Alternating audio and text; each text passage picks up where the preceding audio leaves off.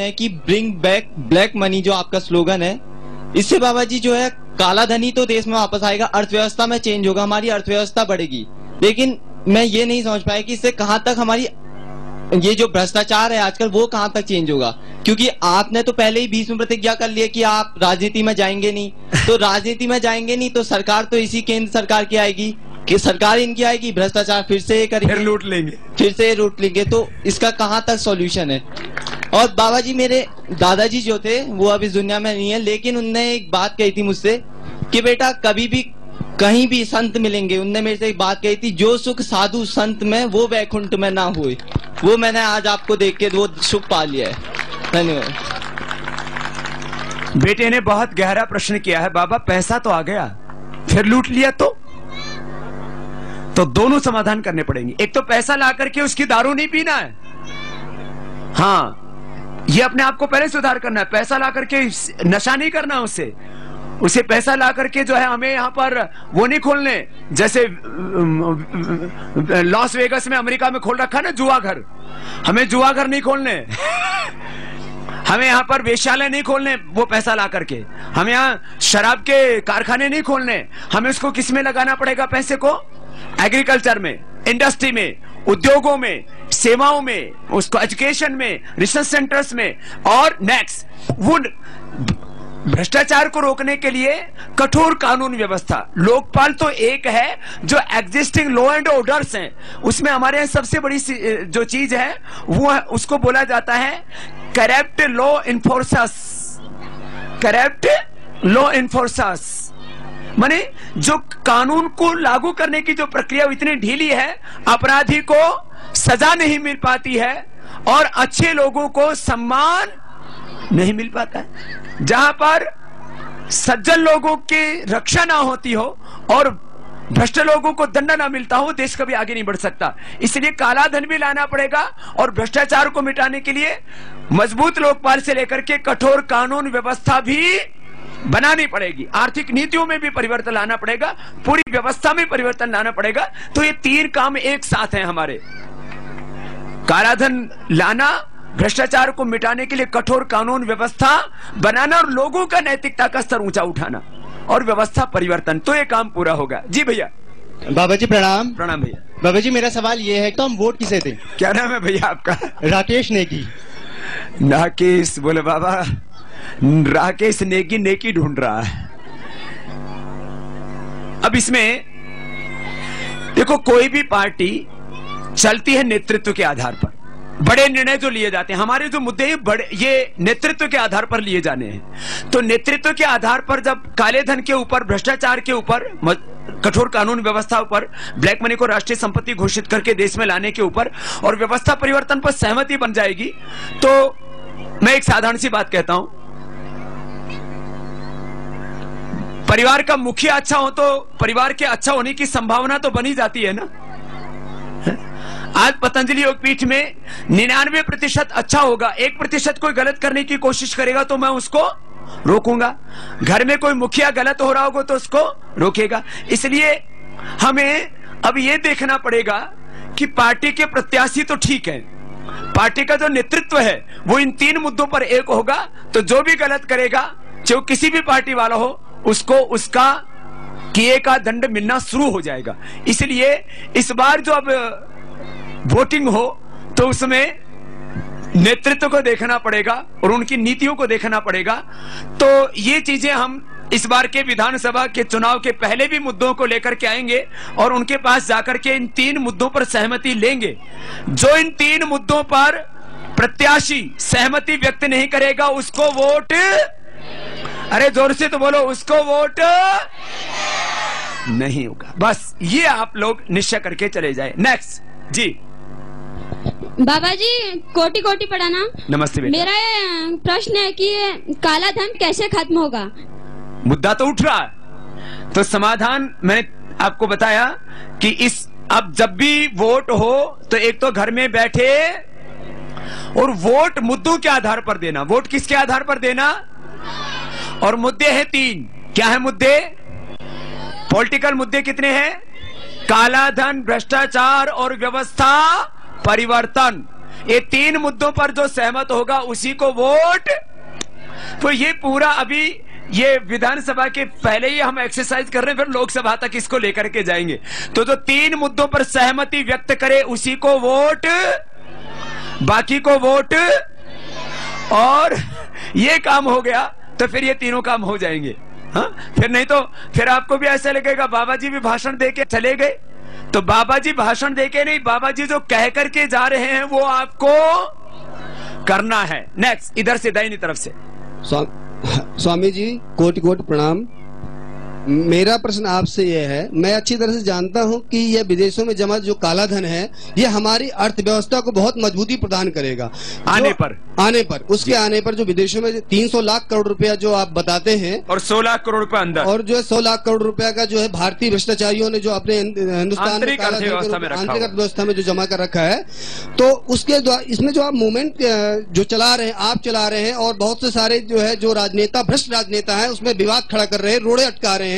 लेकिन मतलब मैं चाहता हूं कि कितनी जल्दी हिंदुस्तानी समाज इस चीज को समझे कि किस तरीके से इस आंदोलन को और तेजी से बढ़ाया जा सके कि ये जितनी जल्दी से जल्दी पैसा हिंदुस्तान में आए और हमारे देश के विकास को बढ़ाया जा सके और हमारा देश एक बार फिर सोने की चिड़िया बन जाए। बहुत बहुत आशीर्वाद भैया। इस भाई का संकल्प है, बोले बाबा जी अब बहुत देर हो गई है। तो भाई देखो, मैं भी तो एक सन्यासी हूं, अपने जीवन को दांव पर लगा करके इन बेईमानों की रोज गालियां खा करके, इन बेईमानों की रोज गालियां खा करके, अपने जीवन को दांव पर लगा करके, अपनी सारी प्रतिष्ठा को दांव पर लगा करके, देखो जिसके पास कुछ होता ही नहीं है वो तो खोएगा क्या। सारी दुनिया के लोगों से मैंने प्यार पाया है। आज पूरी 200 देशों के लोग मुझसे प्यार करते हैं, मेरी इज्जत करते हैं। अपनी इज्जत को, अपनी प्रतिष्ठा को, अपने संस्थान को, अपने सारे सब कुछ को दांव पर लगा करके जैसे मैं लगा हूं, आप लोगों को तो कुछ दांव पर लगाना ही नहीं है। अब जवान इसको क्या दांव पर लगाना है, किसान उसको क्या दांव पर लगाना है। तो मैं ये जैसे भाई ने कहा, मैं भी इस बात को कहता हूं, अरे जब एक सन्यासी जिसको कुछ नहीं चाहिए वो अपना सब कुछ दांव पर जब लगा करके निकला है तो पूरे हिंदुस्तान के लोगों को खड़े हो जाना चाहिए, तो ये काम बहुत जल्दी हो जाएगा। बाबा आपके चरणों में कोटि कोटि प्रणाम। मैं आपसे प्रश्न पूछना चाहता हूँ कि जब विदेशी कंपनियां हमारे देश का धन लूट रही हैं, फिर भी इनको इनके प्रोडक्टों को हमारे देश में बेचने क्यों दिया जाता है?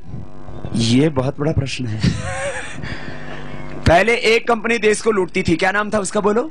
East India company. और कितने दिन तक देश को गुलाम रखा? 200 साल तक। 200 साल से ज्यादा गुलाम रखा। अब हम पहले एक कंपनी लूट रही थी, अब कितनों के द्वारा लूट रहे हैं? करीब 5000। कितनी? और ये जो भ्रष्टाचार में जो लूटा है देश, तो वो लूटा है।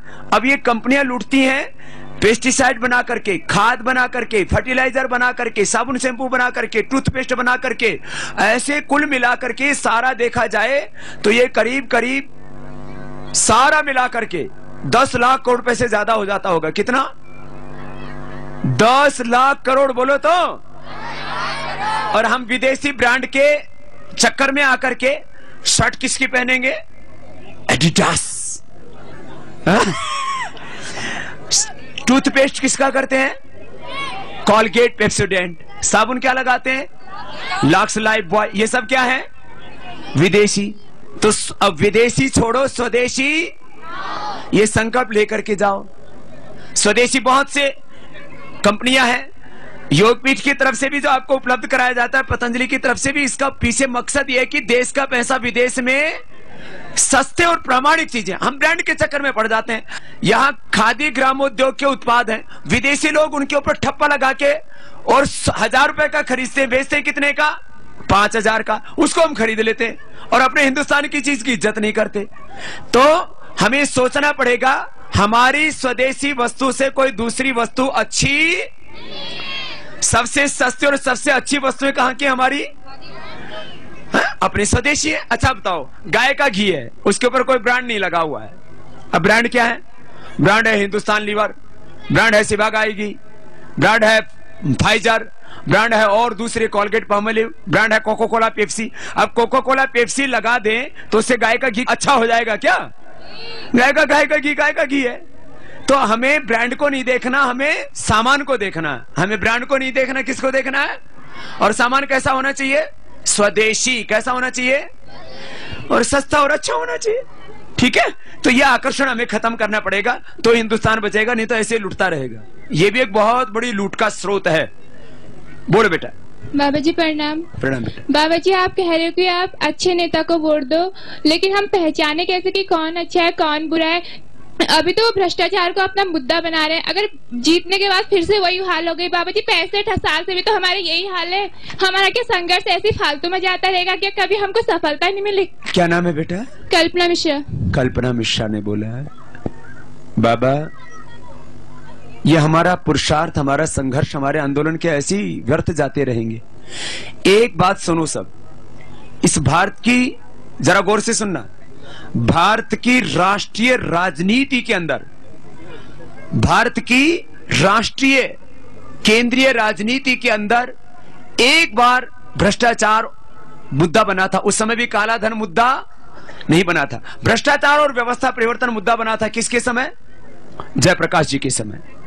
उस समय व्यवस्था बदली, लेकिन फिर भी उसमें संगठित व्यवस्था परिवर्तन नहीं हुआ, इसलिए चूक गए हम। बीच में एक बार हुआ था ये काम। इसलिए अब इस बार भारतीय राष्ट्रीय राजनीति के अंदर, केंद्रीय राजनीति के अंदर, यह देश के इतिहास में पहली बार हुआ है कि काला धन, भ्रष्टाचार और व्यवस्था परिवर्तन, ये तीनों एक साथ मुद्दे बने हैं। और ये इस बार चीज जरूर सफलता तक पहुंचेगी। वक्त तो लगता है ना किसी चीज में, तो पहले मुद्दे नहीं बने पाए थे। पहले तो जाति, ये मजहब, ये सभी चल रहा था। तो इस बार एक हम नए घटनाक्रम की ओर हैं, उसकी आगाज हो चुकी है, परिणाम जरूर आएगा बेटा। बाबा जी, मुझे एक अपनी पर्सनल लाइफ के बारे में आपसे पूछना है। बाबा जी, मैं जब से होश संभाला है तब से मेरे कान से पस निकलता है, जो आज तक ठीक नहीं हो पाया। आंख से? कान से पस निकलता है। इसमें ऑपरेशन के बाद भी ठीक नहीं हो पाया। मतलब बड़े बड़े हॉस्पिटल में, शहरों में। मैं इसका उत्तर देता हूँ बेटा। मैंने आज तक हजारों लोगों का ठीक किया है। एक तो कपालभाति अनुलोम विलोम कर लेना लगातार, ठीक है। और दूसरा, इसमें अपने औषध दर्शन एक पुस्तक है छोटी सी, ये अपने वैद्य जी से यहाँ से मिल लेना। उसमें लिखा हुआ है चंद्रप्रभावटी, शिलाजीत रसायन, सारीवाद्यावटी। ये एक एक गोली सुबह शाम खा लेना, आपको कान का पस 100% अच्छा हो जाएगा। स्वामी जी ओम। ओम। मैं मनोज भट्ट, भारत स्वाभिमान तहसील प्रभारी बनोली। स्वामी जी, इससे पहले मैं 4 जून को यहाँ पर आमरण अनशन पर भी बैठा था। और स्वामी जी, मैं मध्य हिमालय अध्ययन केंद्र पिथौरागढ़ से भी जुड़ा हुआ हूँ। स्वामी जी, मेरा प्रश्न है कि ये सरकारें देशभक्त लोगों को सताती हैं और कसाब जैसे देशद्रोही को की फांसी पर रोक लगा रखी है। स्वामी जी, ऐसा अन्याय क्यों किया जा रहा है? तो सर ये तो सारा ही देश तमाशा देख रहा है। देशभक्त सताए जाते हैं और देशद्रोही यहाँ मौज उड़ाते हैं। बाबा जी नमस्कार, मेरा नाम अशोक कुमार है और मैं आर्मी स्कूल का छात्र हूँ। मेरा सवाल ये है कि आपने कहा कि हमारे देश में काला धन 2020 तक वापस आ जाएगा और हमारे देश में बेरोजगारी बहुत बढ़ गई है, तो तब तक यहाँ के युवा लोग को रोजगार कैसे मिलेगा? तब तक क्या करे बोले बाबा? अब तब तक मेरा साथ दो, नहीं तो हमेशा ऐसे बेरोजगार घूमते रहोगे। क्या नाम बेटा आपने? अशोक कुमार। अशोक कुमार, इधर आ। अभी कितनी पढ़ाई कर ली? इधर आ। अभी 11th में पढ़ रहा है बेटा, है ना। और इसने एक बढ़िया प्रश्न पूछा। प्रश्नों की तासीर अलग अलग है, लेकिन एक प्रश्न ये है, बोले बाबा अभी तो क्योंकि इसका नंबर तो आएगा तब तक तो इसको नौकरी पक्की कर देंगे हम। लेकिन बोले बाबा तब तक जो बेरोजगार है ये क्या करें? तब तक क्या करोगे? युवा भारत अपना संगठन है, उसके साथ जुड़ करके जहां भी मैं आवाज उठाऊं वहां 1-2 नहीं, 1000 नहीं, लाख नहीं, कितने करोड़ों खड़े हो गए। तो ये 2020 तक इंतजार नहीं करना पड़ेगा, 2015 तक की नौकरी का इंतजाम हो जाएगा। और यदि अब संघर्ष नहीं करोगे तो पूरी जिंदगी भर बेरोजगार घूमोगे, दरिद्रता की जिंदगी बिताओगे और फिर कहोगे अरे बाबा का साथ दे दिया होता तो अच्छा होता। बाबा को कोई रोजगार नहीं चाहिए, मैं बेरोजगार नहीं हूं, मैं बेकार नहीं हूं, ना मुझे दरिद्रता है और ना मुझे सता सकते, ना ये मुझे मिटा सकते। फिर मैं क्यों लगा हुआ हूं? जिनके लिए लगा हुआ हूं वो सोचते हैं कि पता नहीं बाबा क्यों लगा हुआ है।